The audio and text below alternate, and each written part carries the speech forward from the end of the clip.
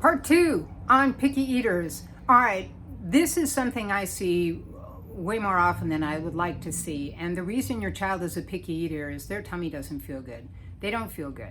And often what I see is a history of C-section, breastfeeding for a little bit, but then bottle feeding, or breastfeeding, but then a round of antibiotics. And after the antibiotics, their whole digestion kind of changes. And they're more picky and they don't feel so good.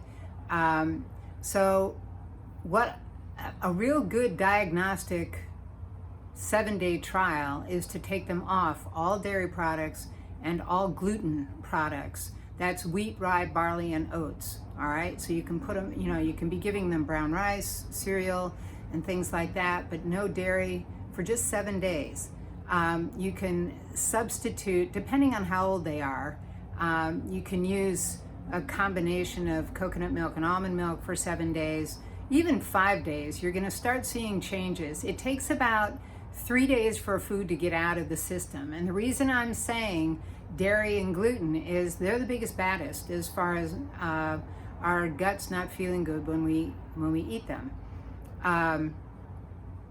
So try taking that out for 5 to 7 days. And if indeed their microbiome, the bacteria in their gut, has been distressed by the C-section, by antibiotics, whatever, then there's really a need to reboot their gut.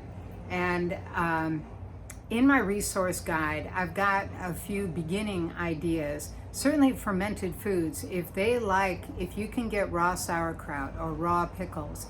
And again, in my resource guide, I've got how to make your own raw sauerkraut, but you can find raw sauerkraut, at a health food store. And a lot of parents are like, raw sauerkraut, yeah, really? It's not something you're used to, but I can tell you that some children, when you introduce this stuff, they'll eat it right out of the jar, straight out. They just gobble it up because they know their gut needs it and that it's really helpful. So raw fermented foods are fabulous at rebuilding gut flora. So those are the quick ways of determining, all right, why is my kid a picky eater? And if you can back down on some of the foods that typically are the most reactive foods, and sometimes eggs are in that category, corn very much so. So these are the kinds of foods that are often in that reactive category. So my first part talked about picky eaters as far as a control dynamic, as far as who's running the show. And the second part is really understand that typically children are not picky eaters just because they're ornery. They're picky eaters because they don't feel good. So really examine that. And as a mother, often we have the intuition of, what's going on.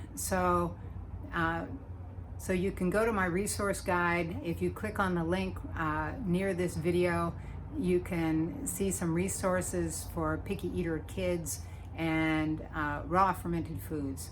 So y'all have a great day. Ciao.